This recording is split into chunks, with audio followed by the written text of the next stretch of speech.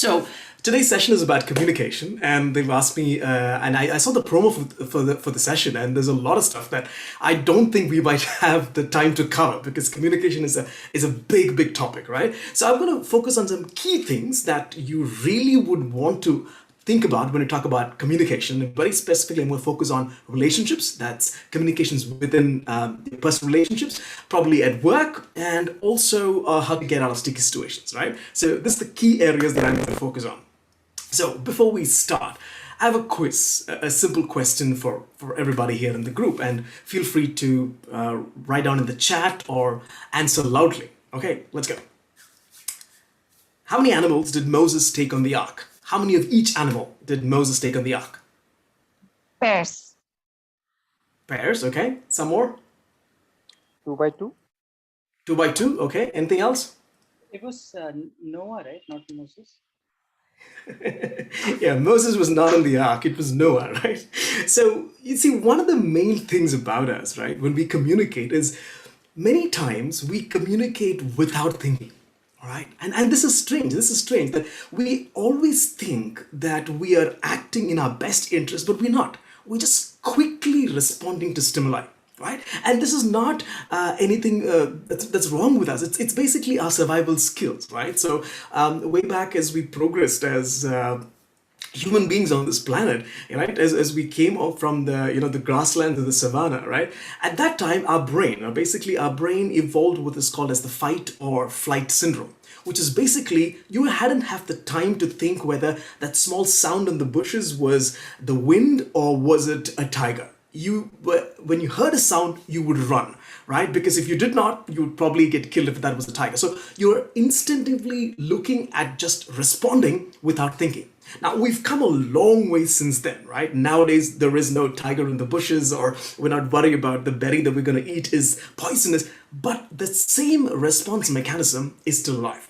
And that's the reason why many of us don't think before we communicate. And when I talk about communicating, I'm talking about what we say, how we are responding to people, and even when we're listening to somebody, what's in our heads, right?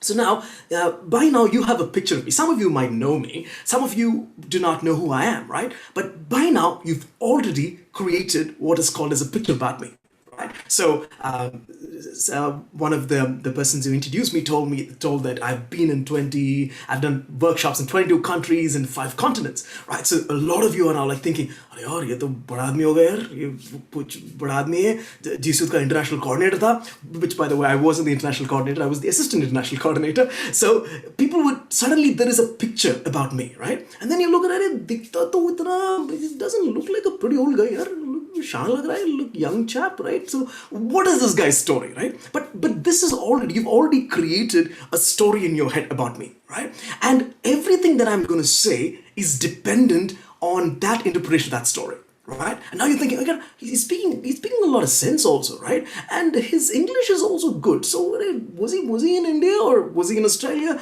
Kahan se kahan? And he's also speaking Hindi, right? So what's about this guy? So now and I'm explaining all these things to you, right? And as I'm telling these things, I'm showing out how your brain's thinking. You're like, this guy's very intelligent also, right? He must be smart too, right? And you've already pictured this, right? So even before, right, you have actually, so you don't know me, right? You don't know what I am, right? You don't know why I'm talking to you about these things. But already your brain is ready to see that I am something else. What has happened is you've created what I call is a mental model. Right? So what's a mental model? A mental model is an explanation of someone's thought process about how some things work in the real world. And the situation with these mental models is that all of us have these mental models, right? We all have these mental models, right? And everything in our world is governed by this mental model, right? So we have a certain way. So when we see a certain kind of person, we see a certain kind of situation, we're quick to act on what that situation is. We want to interpret that situation, and for that we use a shortcut, and that shortcut is called a mental model, right? So if you, for example, and this is where most of our biases come, right? See, a long time back in India, people used to call people from South India Madrasis, right? And it's not just about Madrasis, right? They used to have a certain character about these people, right? Or even Sardarjis, right? We have, for example, there's a long-running joke that Sardarjis are dim-witted, right? They are a little bit slow. Right? Where does that come from? Right? That's a mental model. Now, what happens is all of us have these mental models about everything. Right? And many of our mental models are shortcuts for us to analyze the world. But some of these mental models, what happens are they're not right. They're wrong. Right? Like the way we observe certain people, right? When we look at a person's dress or the way they are responding, we already have a picture of what kind of character they have. Which actually is absolutely wrong, isn't it, right? How can you judge a person's character by the way he dresses? That's absolute nonsense. But what happens is, because we don't know these people, we can't understand them, we've developed this shortcut which tells us, yeah, in my experience, 90% of the people who dress like this behave like this, so this person also would be behaving like this. The reason why we do that is because our brains are lazy.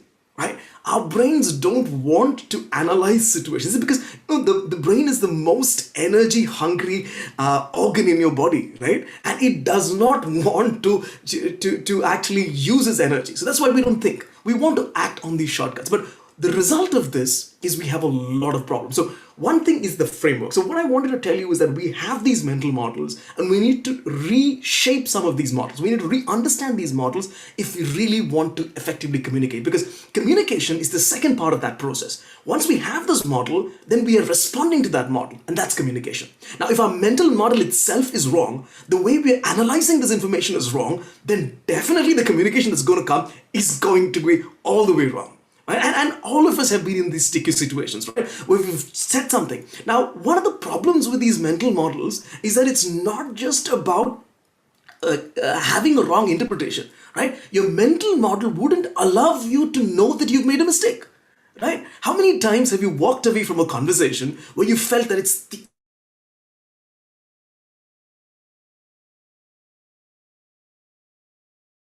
reconcile these two things, because both of your brains have these mental models that I am right here and that person is at fault. So it's your boss, it's your colleague, it's your spouse, it's your child, and you're very clear about it. So the first thing we have to understand is that we have these mental models. Okay, so how do you break this mental model, right? So we use what is this called, certain kind of tools which are called razors, right? So there's different kinds of razors. One razor is called Hanlon's razor, right? Which basically is, very simply put, it says never attribute to malice what can easily explain by stupidity. Right? Many times we look at people's actions and we say, you're deliberately sneaky.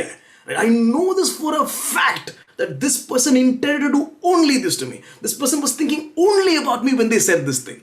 Right? While we were in school, when the teacher called out something wrong in the class, right? Automatically you think it's you, right? And the teacher is being very general, but because of this situation, right?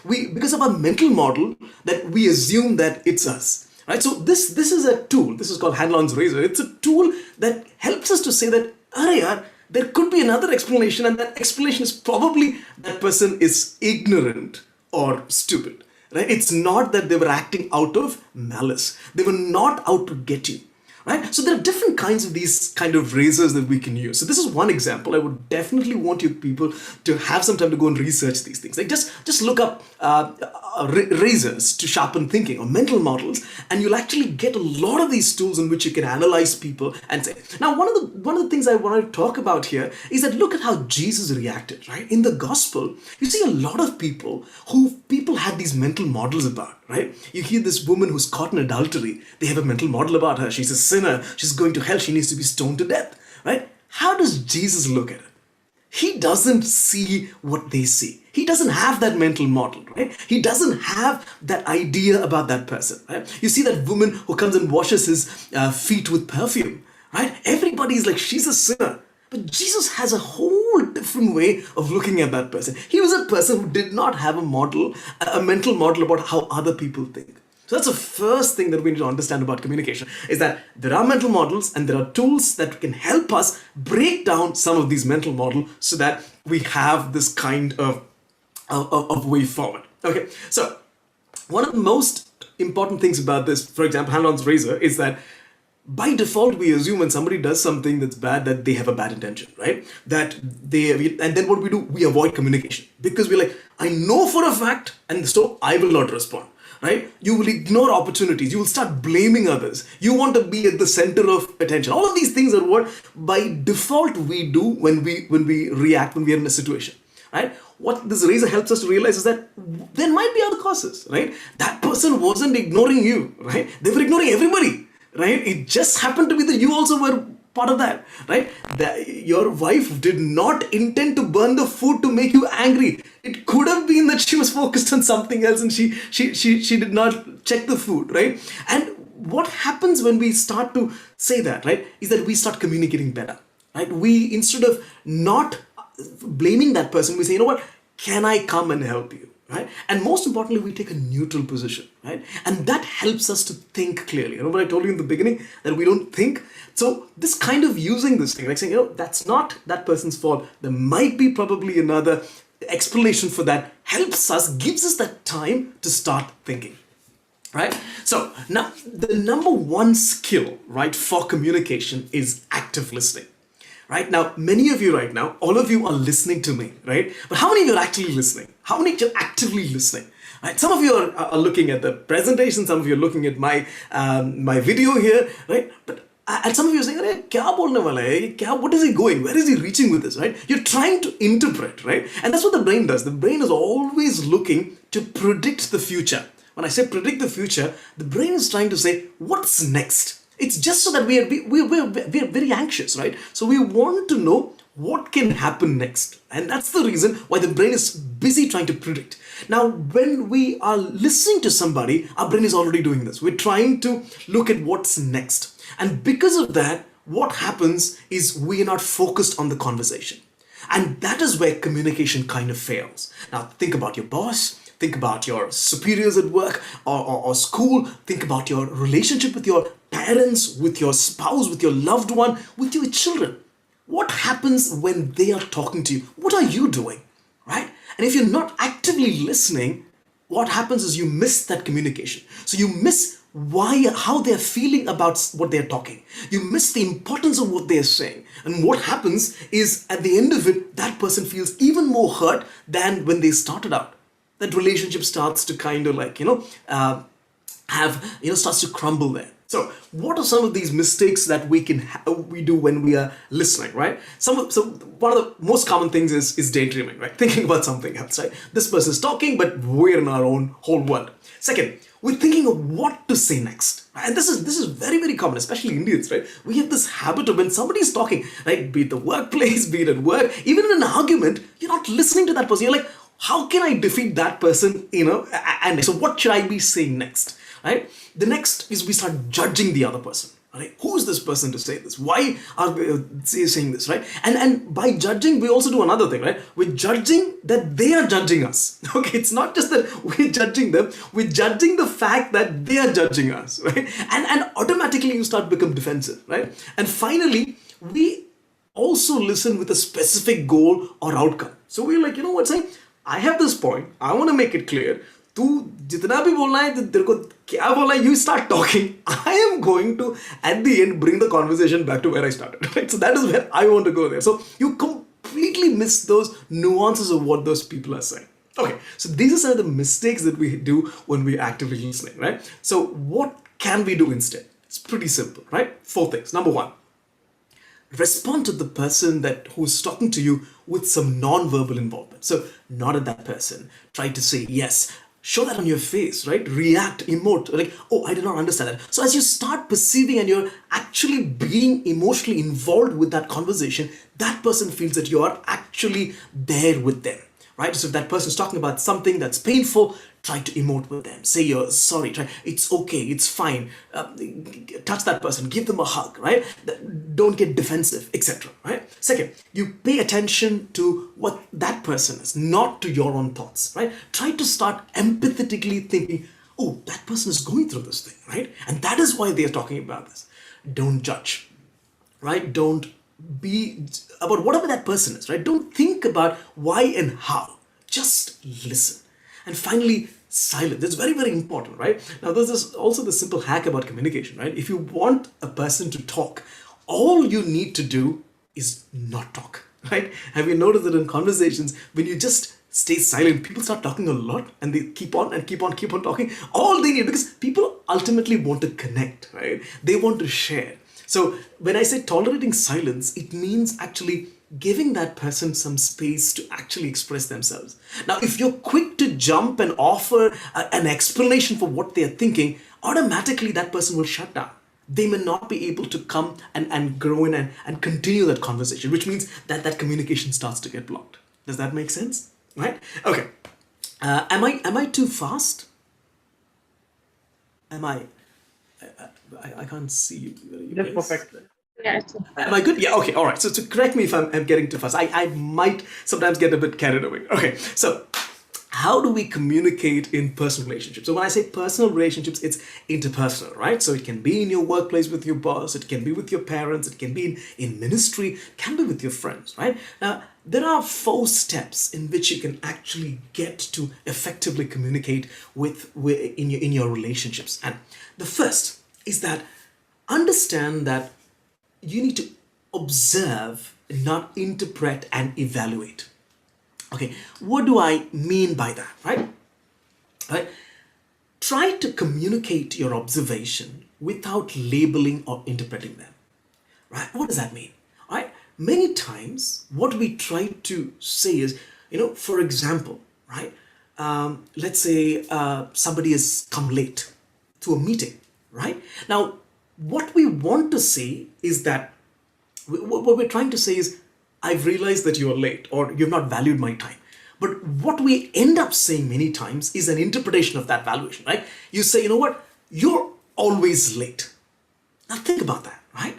What you're feeling is that what you're saying is that person is late this time. But what are you trying? You're trying to make a generalization and say, you know what? This is because this person is late all the time, right? You never listen to me. Have you heard that conversation? Right? Does it make sense? You never do this. You're always like this. What does that mean? That's interpretation, right? You are not actually observing that given activity. You're actually using this as a tool to say, this is what this person is, right? This is what this person is. And what that happens is automatically the other person will start to question that. I'm not like that all the time, right? I'm not like that. Right? You never help out in the house, right? Right? Have you heard that conversation? Right? You never do this, right? You always now. So the first thing we need to do is just say it as it is. Just say it as it is, right? Just your observation, right? I see that you're late today. I see that the dishes aren't washed today. I see that you haven't done your homework today. I see that you're communicate what you have observed. That's the number one key way in which you can actually start to get better at your relationships. Forget about the interpretation. Forget about the evaluation, right? You don't want to bring history there. Right? There's a beautiful verse in the Bible in 1 Corinthians chapter 13 that says, love does not keep a record of wrongs. It's a very powerful verse. It's a verse that has really resounded in my life, right? Love does not keep a record of wrongs. What it means is do things, talk about things as it is. Don't bring the whole history, right? You had a relationship, you see people fight. It's very interesting sometimes to just observe, right? They start off and then they go on say, you know something, right? In 1948, from the time I got to know you, right? And then the whole litany of everything that person did to their entire life, they want to spill out on that argument.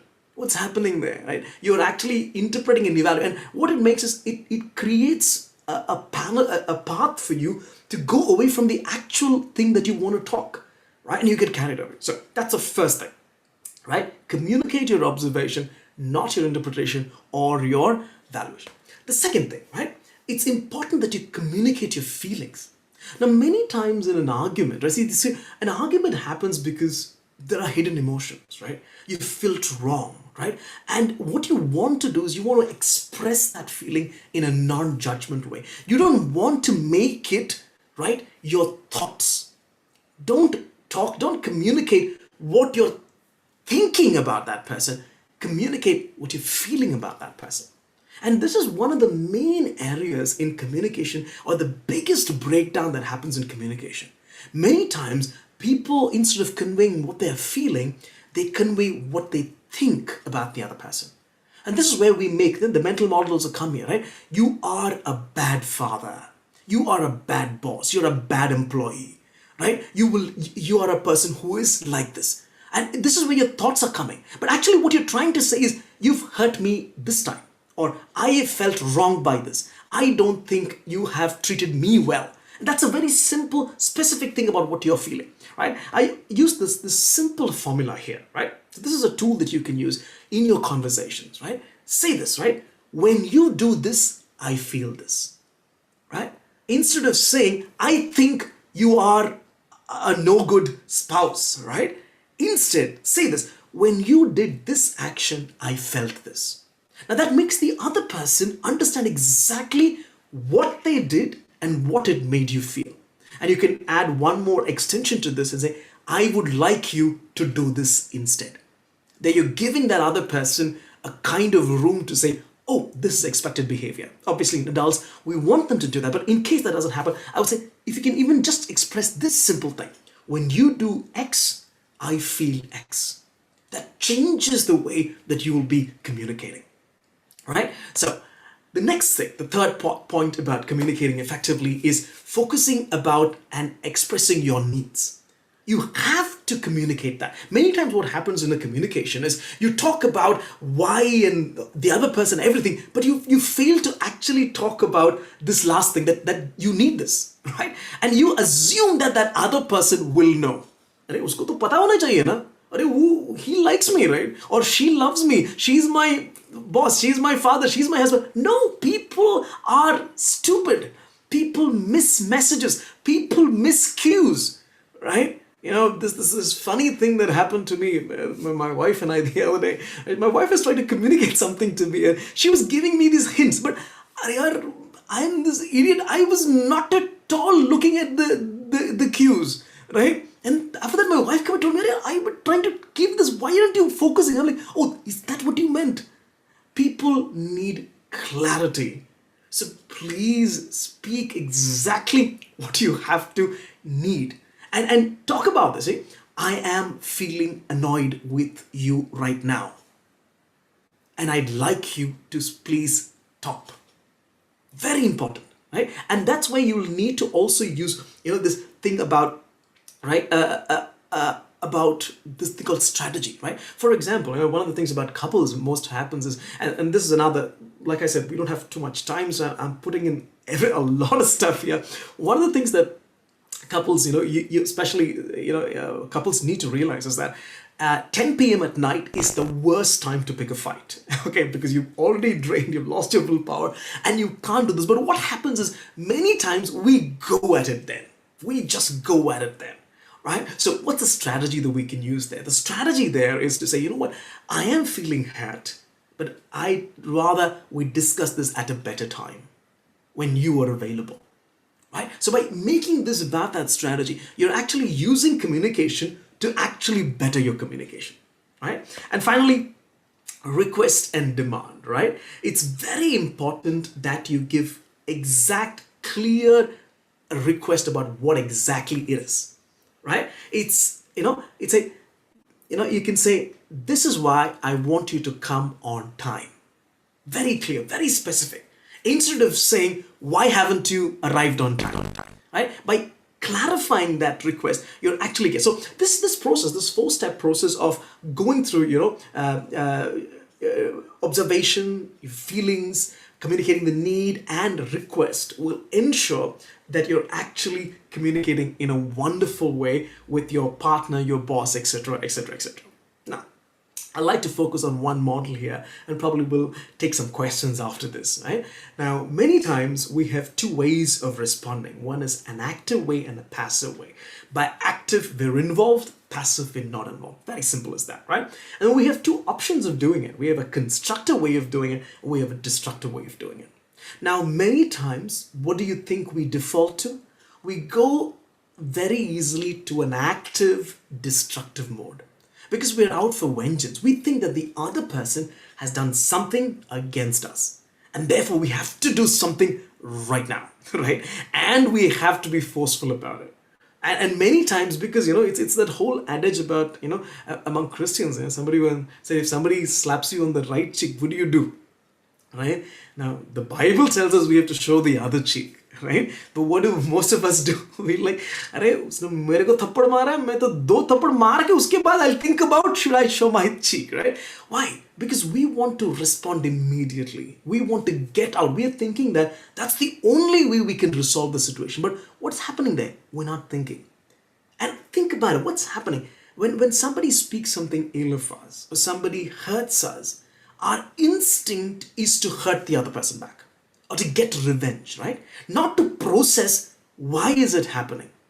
Now, if you look at the example of that Pharisees and the woman caught adultery, most of those men wanted to stone her to death, not because I would think, right, that they found that the law was not being followed. I think it was more of the fact that they were angry with her that she could have adultery. I'm a person, I can't do any adultery. I can't have the joy that she's having, let her die. Right? I think there's probably that context there as well. But what does Jesus do? Right? Jesus is not affected by that. Right? He's not affected at all with this whole situation, right? And how he chooses to respond is actually a master class in how to respond to in tight situations, right? But let's come back to this model, right? So what we need to be doing is we need to be active and constructive. Even when we are hurt, we can be active and constructive. Let somebody has hurt us, right? So we can go there and say, hey, I know that you have hurt me, right? I know that this was what I felt this by this action. But I know you as a person. You're not this person, right? But I would want you to tell you that I am feeling bad and this has hurt me this way. So that's active, but that's constructive. You're not destroying the other person. You're actually giving that person room to grow. But actually, you're giving that person an opportunity to know exactly what's happening and exactly what they did. Does that make sense? Right? Another option that many of us do is we do what is called as we very passive constructive model. It's very cool. Right?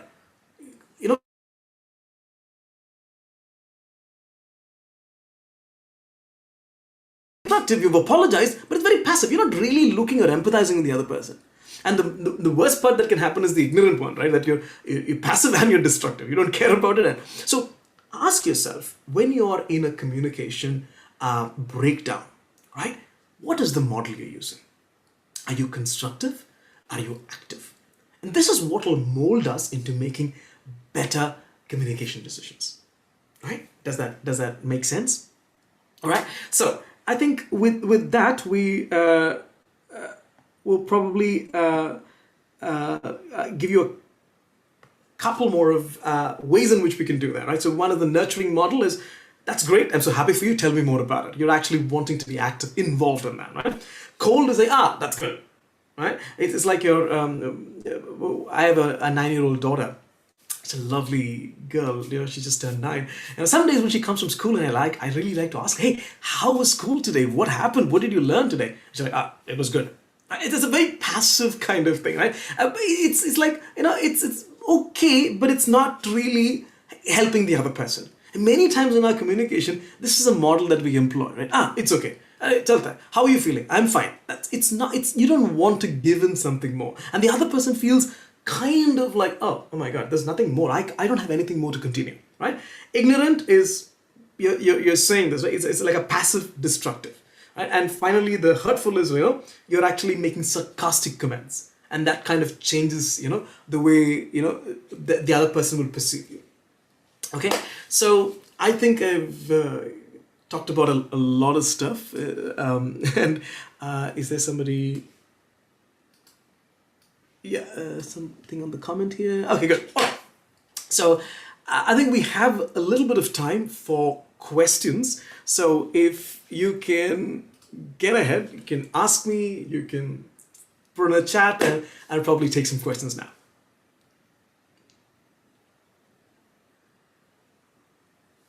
Does that make sense? Yeah. So I had this question on the cold constructive one. Yeah. So maybe in a walk, okay, let's just idealize a scenario wherein you're in a walk and you comment, what do we say? Oh, that's good. But that doesn't make a conversation, right? It's just a one-way You're just blocking the other person. Okay, this person is not interested in me, but that walk is too long. And wouldn't that create a barrier in that relationship? Yeah, so that's what you're going to say is if that person is saying, so it's also the tone in which you're saying that's good, right? So you're not just saying, Okay. aha, that's good. That's you're not really listening to that. But if that person says, you're like, oh, that's wonderful. Tell me more about it, right? So you're paying attention to that person now, right? Yeah. You're actually constructively building that person to actually say, oh, I want to talk more about that. Does that make sense? Yes. Okay. Yeah, so that's what you want to do. You want to get involved in that communication, in that conversation, and that person feels, oh, this is nice. This person's actually talking to me. I want to tell this person more, right? Okay. The reason being, like, currently, like, a lot of a conversation happens over WhatsApp, and we have this tone, like, anything is there. There is that Yeah. buzzing bee which is Okay. there. So that's the reason I just wanted to I had that query. Yeah. So see, so especially when you talk about WhatsApp and communication like that, right? There's a lot of these filters that come in there because you're actually it's not real conversation, right? Yeah. You're thinking, you're editing, you're trying to present a better face of yourself, and this is one of those problems with this kind of communication is, it really blocks who you are, and the other person doesn't get to who you are. And I would say, if there's an opportunity, pick up the phone and talk to them. That way you have this person listening to a real voice, and they actually start again. Even and you don't have to see that person, just by the tone of your voice you can actually listen actively, and that other person can actually get that kind of communication, right? So I'm saying, if possible, right, while you're chatting as well, even in your text messages, you can actually probe a bit more further, right? If that person isn't responding, hey, what is happening? Ask these questions that can encourage that communication to proceed further. Got it. Thank you, Bia. No worries.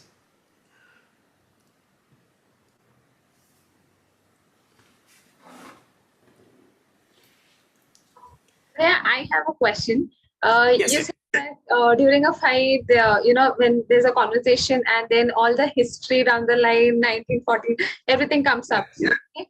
But what if you are on that side of line where you remember everything and you have to say it out, or else, there's going to be a blast. So, how do you control that part? Or Ask yourself, right? Focus back on the argument. Many times, and this is what happens in arguments, especially with couples or in any argument, right?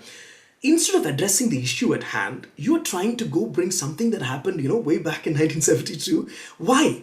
Why? Because you are wanting to be addressed. You want justice, right? Instead of actually thinking rationally and saying, "Arey, does that actually solve this problem?" It doesn't, right? So you should be thinking rationally. You need to say, okay, that's there. Let's say the other person is bringing all that history. Take that way. You said, you know what? That's what happened then. We'll talk about that at another time. Right now, let's focus on this. Right? And by doing that, you're bringing back removing all that and bringing back exactly to what needs to be done there. And once you have an argument, as you listen intently, and many times you'll realize by listening is that you are also part of the problem. Even when you're accusing somebody, that you're also part of that problem. It's called self-deception, right? But then what you can say is, hey, I agree that I have made this mistake. What can I do, right? What can I do to make this better? Right? I mean, you've recognized your part in that story. Right? It's the whole equivalent of Jesus saying, those of you who hasn't sinned, pick up a stone and throw that person, right?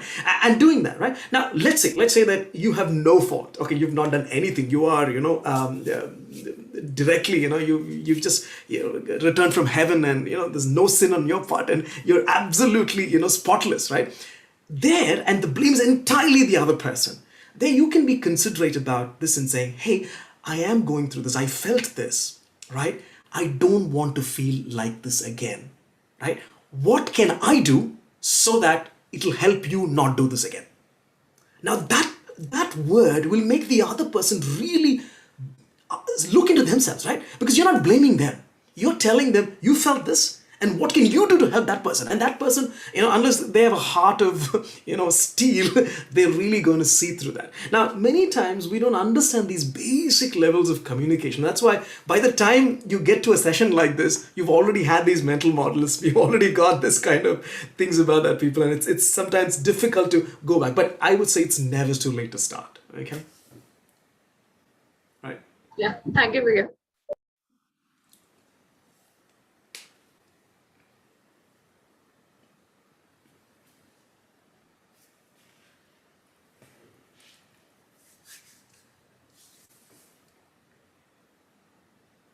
Also, one thing, at any situation, we shouldn't overthink, right? At any current situation, whatever is happening, so always Yeah. we shouldn't overthink about it. Yeah. Yeah. Don't try to add a context, right? Address what exactly is happening, right? Address what you're going through so that the other person is clear, right? Yeah.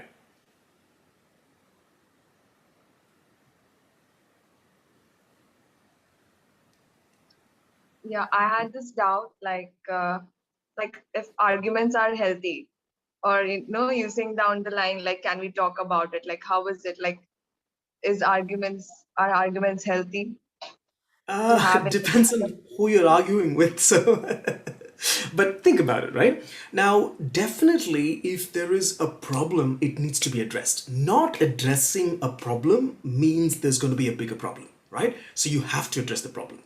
However, what happens when when both the parties are emotionally unstable, is that you can't focus on the problem. You bring in everything else and you sometimes miss even the basic problem that's actually there, right? So at that point in time, it's very important to say, like, for example, hey, I'm feeling this right now, but can we have a time where we discuss this? Right? By bringing that there, you're taking a time out from that emotional state, but you're also addressing that issue, saying, we're going to talk about this tomorrow at 9 o'clock. Or we're going to talk about this this afternoon. Or we're going to talk about this after the kids have gone out to play. Right? By giving that clarity there, the other person also gets to have that importance and think over their actions before responding in that mood. Because when both of you are emotionally unstable, you're going to say a lot of things that you will regret, right? And because you're not thinking, right, you're just in that emotional state. So it's very important to not have an argument when you are in an emotionally unstable state, right? And it's very important to address the issue by saying, we're going to talk about this at a given time, or when you're free, or whenever you're in a good mood. And the other person might sometimes say, no, I'm going to talk about it right now. No, I don't think we are in a state right now to talk about it. Let's take a break, a timeout, and let's talk later. Does that make sense? Yeah, that makes sense totally. Thank you. Right. So there's a question. Maria wanted to know that how to react to wrong mental model. Yeah. So one of the things to understand, if you have a wrong mental model, is to examine that model, right? Why do I have that model? Right? And ask yourself, is that model true every time? Right? So, and this is what I say. One of the things that people don't do the most is we don't think about what we are. We don't think about how we are thinking.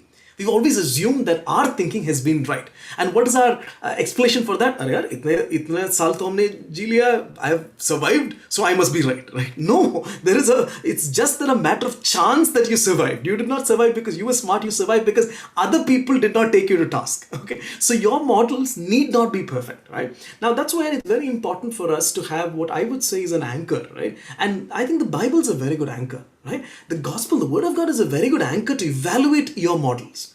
Right? And many times we don't do that either. We only evaluate it. We only look at the Bible when it's actually something that's in our favor, not something that's against. So one of the ways is check yourself and ask yourself, is this true in other situations as well? Right? I'll give you an example from a relationship itself. Right? Now, let's say a loved one has hurt you. Right? And you feel abandoned, you feel lost, you feel lonely, you feel betrayed. Let's say that's right. Now, what are you assuming? Your mental model now automatically says, I can't trust this person ever.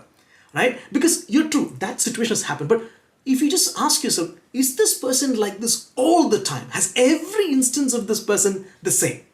Automatically you're challenging your mental model, right? You're like, oh, no, you know what? He's actually been nice. And he has been loving, he has been caring, he has been doing this, she has been doing this. And automatically you can actually start thinking about it. So once you realize that, you have to rewrite that model. Rewrite that script and say, okay, this is wrong. When this person does this, it can or cannot be this. And by giving yourself that option, you're actually building better models.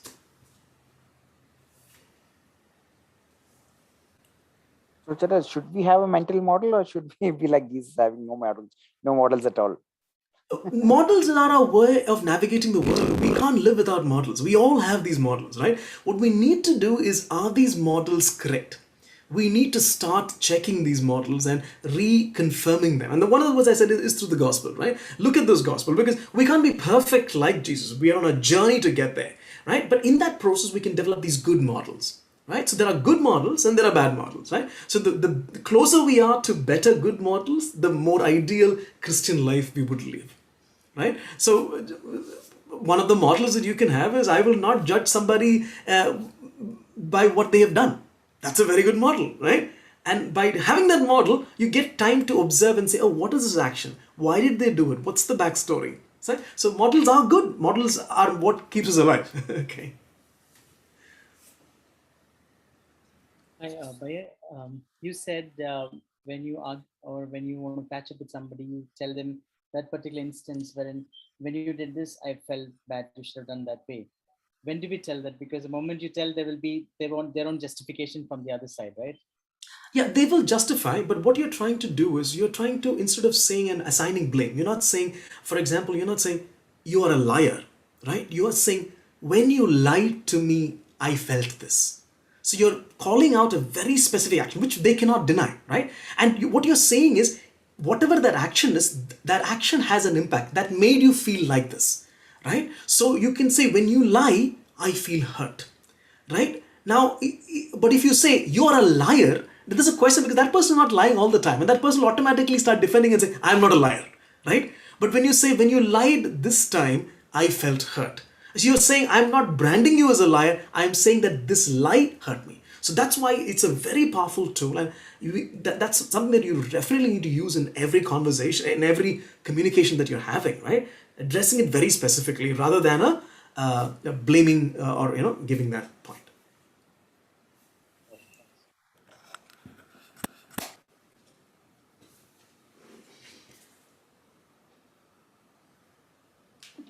Can you hear me? Yes, dear, I can. Yeah. So I have a question. It's like, what if out of two people, only one person is constantly taking efforts to communicate well, and the response that the person gets from the other person is always, his or her behavior is always kind of like very difficult for the other person to, even if the other person is trying his or her level best to communicate. So how to deal, I mean, what should Yeah. be done in such situation? So really, look at this, right? Many people do not know this, right? Like what I'm saying right now. Most people don't know these techniques. They don't know that you can communicate better, right? And it's a journey to educate the masses, right? But most importantly, in a loved one relationship, what you can do is you can use the same model that says, hey, you know what? I would like you to communicate better because it helps me understand this, right? Or pick a time when they actually did some kind of communication or they made some progress and say, hey, when you did this, I felt really great. I would love to have more of that. So by doing that, you're slowly prepping them to understand this. And it takes time, right? Now, for some people, they get it quickly, right? Instantly. Oh, it's like a mind, switch that works. But some people, because of their mental models, they would have been grown up in a situation where they were taught not to communicate. They were taught to put their emotions, or they came up through circumstances which led them, I will not trust people, right? So people are the way they are because of the situation that they've gone. So if a person actually is communicating well, that means half the job's already done, right? You've got one person who's on your team, right? Who's actually going. Now that person can slowly, by using the same example, right? The same steps, the 4 steps to do that, or the same framework, when I felt this, do this, can slowly get that other person to say, oh, oh, oh, oh. And eventually you'll start to get there, right? It cannot happen by taking a class, okay? It doesn't work like that, right?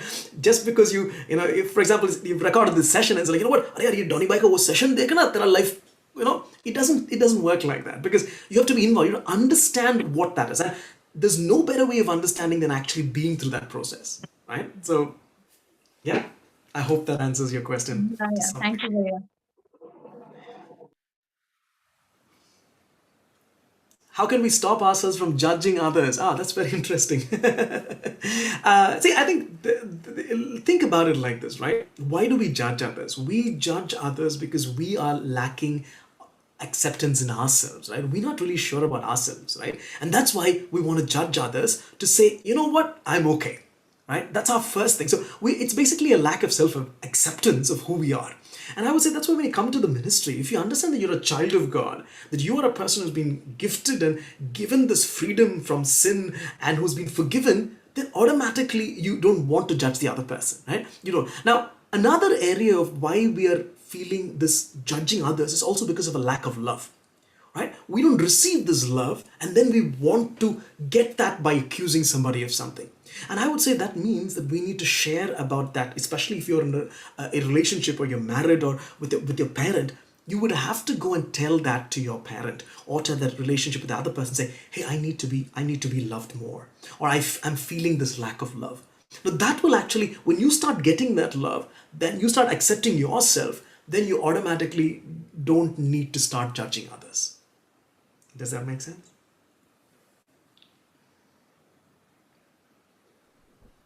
Check. Am I audible? Yes, you did. Yeah. Yeah. So, Bhaiya, we often have this of venting out our anger from the situation or from another person or argument because we have kept those built-in feelings over there. We Yeah. often come, and it's out on someone else, maybe the family or people who are close to us. So how can we alter this behavior of ours, as well as how can we be more, clear in our communications to the people who are hurting us and not keep building up feelings like that Yeah. way. So, this is a situation I see in India, right? Many times when I was in India, I go to the streets, there's an accident that happens or something, and before you know it, somebody's hitting, somebody, right? And then as you see this thing, there's a guy who's coming on a cycle who's not seen what's happened, right? He's just seeing that somebody's belting the other guy. He gets off his cycle, puts his cycle on the stand, then runs and goes and gives his part, usko do thappad maar ke, then he's like, "Arey yaar, kush ho gaya." What is he doing is he's got this whole frustration that he has been building. He's getting some outlet to just push it out, right? But what does that mean? The key word is you're building it. Why are you building it, right? You've built up this pent up frustration, and what's happening is you're not sharing that. And that's very, very important for us to have an emotionally good style, life, is to understand your emotions and start to make sure that when you are getting negative, you start sharing this to somebody. Now, in a relationship, to a loved one, to a spouse who can understand you, to a parent, do that, right? Now, let's say you're not in a relationship or you're not in an area where you can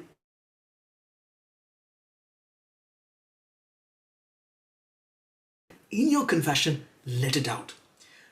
If you're not comfortable even doing that, go to the chapel, go before the adoration, go to the Lord and say, Lord, I've been hurt. Because unless you actually start acting on all those stuff that's happened, unless it comes out, it's going to build up. And no matter how strong you think you are, one day it's going to come out because you haven't addressed it.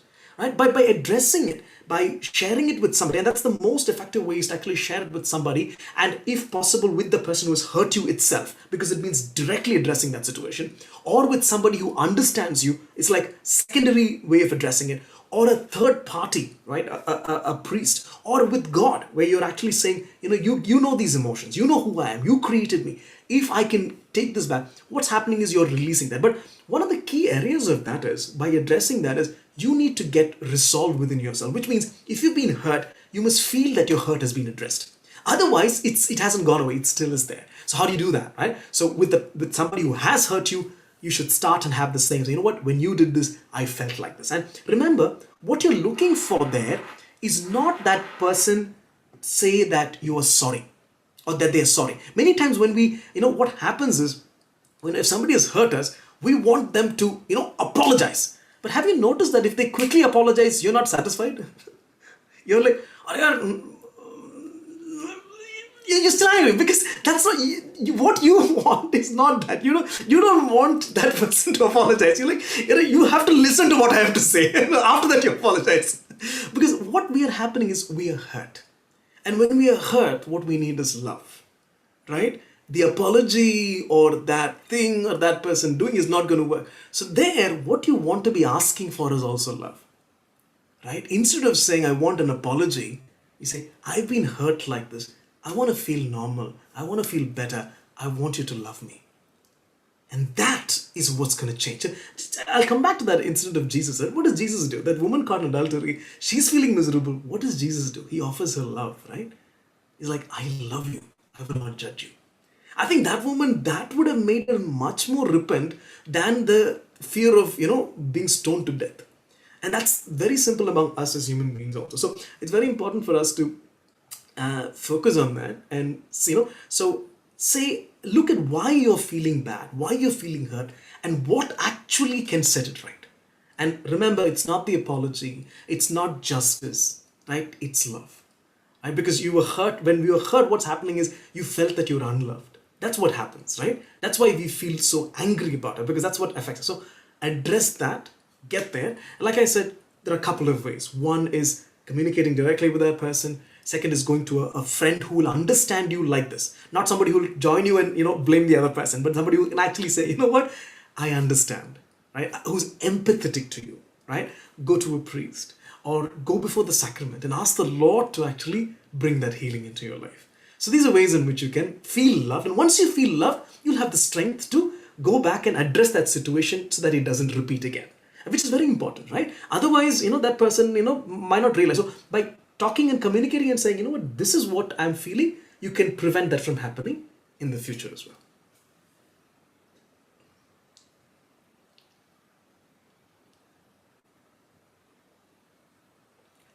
Many times it happens, we just hesitate speaking up, thinking it'd be wrong and people would judge us. Yeah, see, don't worry about that. Like, as long as you're not accusing the other person or interpreting or evaluating or judging them, but as long as you're just talking about exactly what happened and what it is making you feel, I think you should speak up, which will actually make it in a better place, not just for you, but also a safer space for other people as well.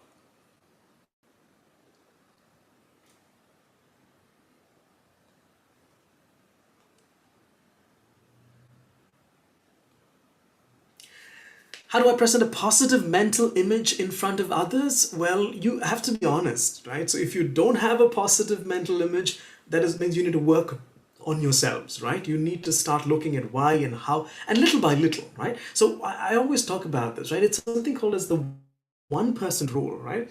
Don't think about suddenly, from one person becoming, another person the next day. Many times why we don't change in our lives is because we want this drastic change to happen overnight. It doesn't work like that, right? So we became ourselves because we've been doing a lot of things regularly and we've been following and we've been doing that. So what you need to do is slowly start building that positive image. So start by knowing that you are loved, right? Start by accepting yourself. Start by understanding that your physical features or the kind of your financial situation or what your knowledge does not dictate who you are, right? It is ultimately your actions, the way you respond to others, that is who you truly are. So start focusing on those things and start building yourself to be a better person in small little areas. Try to get those habits. And that's why the Catholic Church is what is called as virtues, right? We need to grow in our virtues. What are those virtues that we have in the church? Try to focus on those virtues. And as you start building those things, automatically what you'll realize is that you start building up a positive self, because you're feeling good about yourself, you're feeling good about the things you do, and you're looking at people as they are, which will start to automatically make sure that you're a person that's a very strong, positive mental image in front of others.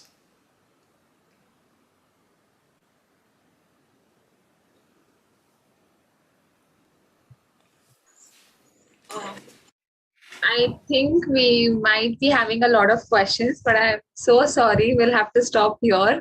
It's already time up, and we are a little behind schedule, but it's fine.